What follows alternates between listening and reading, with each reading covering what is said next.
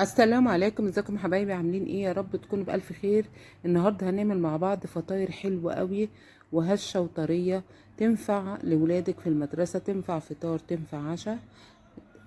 طعمها مش قادرة اقول لكم احسن من الكرواسون مليون مرة، وعاملاها على ايدك في البيت ونضيفة. تعالوا بينا نشوف عملناها ازاي.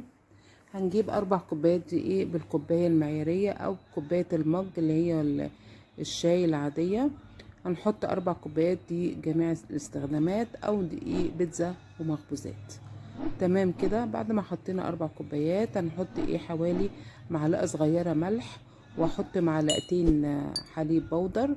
ممكن تستغني عنه بس هو بيدي قيمة غذائية. معايا كوباية دافية من المية، احط شوية منها، احط معلقة سكر وكيس خميرة فورية، واقلبهم كده مع بعض زي ما انتم شايفين. وهحط بيضة، واحط معلقة خل، ونقلب المكونات. تمام كده.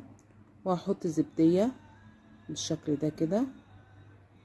تمام. ودي المكونات السائلة بتاعتنا، واقلبها كويس. تمام كده. احطها بقى على المكونات الجافة، ونبتدي نلم العجينة بتاعتنا الاول بالمضرب، وبعد كده نلمها بقى بايدينا، وتتعجن كويس قوي لحد ما تديكي عجينة ناعمة ملسة. تمام كده بالشكل ده كده. احط بقى من كوبايه الميه الدافيه الاولانيه دي، احط شويه شويه لحد ما اشوف الدقيق بتاعي هيشرب قد ايه. هي خدت مني كوبايه الا ربع ميه من كوبايه الشاي الكبيره. تمام. هنحط بقى في الاخر حوالي ربع كوبايه زيت كده. تمام. وابتدي اكمل عجن زي ما قلنا عشان تدينا عجينه ناعمه ملسه، وكل ما عجنتيها كل ما تديكي نتيجه احسن. تمام كده. اللي لسه اللايك يحط اللايك. شايفين العجينة تحفة؟ هدينا بقى زيت بقى كده من فوق ومن تحت. ابتدي بقى اغطيها بالاسترتش، واحطها في مكان دافي تخمر. تمام بالشكل ده كده. شايفين كوباية المية فضل منها ربع. خلاص العجينة بتاعتنا خمرت اهو زي ما انتوا شايفينها. مش قادرة اقول لكم العجينة حلوة قد ايه عشان اتخدمت كويس. شايفين شكلها عامل ازاي؟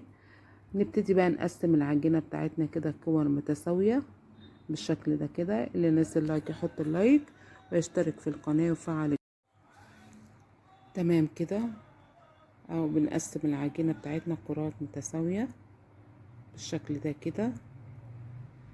تمام. اللي ممكن تعملي الفطاير دي وتحطيها في كيس وتحطها في الفريزر، تطلعيها تسخنيها في الميكروويف على طول على اللانش بوكس على طول. بتريحك طبعا، ولا سندوتشات ولا غيره، فيها كل القيمة الغذائية. اما مثلا الطفل يفطر بيها، اي حد يفطر بيها حلوة. تمام. ابتدي بقى الكرات بتاعتي كده، امسك كل كورة وافردها، تبقى كلها متساوية مع بعض. لما فردت اول كورة كده ابتدي بقى ادهنها بزبدة بقى او سمنة او زيت اللي عندك اللي متوفر. تعملي دهنت الطبق بتاعنا، وحطيت اول كورة كده مفرودة، ودهنتها من فوق كده بزبدة. تمام. ابتدي بقى اعمل كل الكور بالطريقة دي كده، ويكونوا كلهم نفس المقاس عشان ما تغلبنيش في الفرد. اللي ناس اللايك يحط اللايك ويشترك في القناة ويفعل الجرس عشان يوصلكوا كل جديد. تابعوا الفيديو الاخر عشان تعرفوا طريقة الفطاير دي ازاي. تمام كده اهو بالشكل ده كده.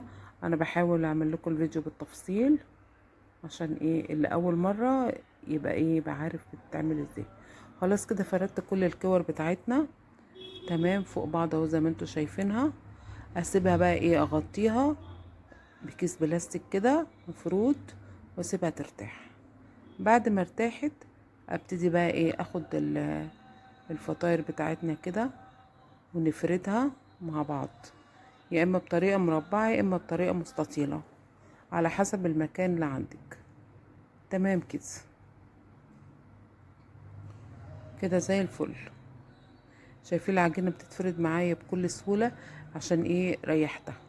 وابتدي بقى الفها رول بالشكل ده كده. طريقة سهلة جدا، ولو انت لسه مبتدئة هتعمليها برضو وهتريحك جدا في الفطار في العشاء، تمنعك عن شراء في الفينو كل يوم. وانتوا عارفين الحاجة غالية بقى قد ايه يعني، فدي موفرة وبطريقة نظيفة طبعا، وعارفة انت عاملاها ازاي. تمام كده.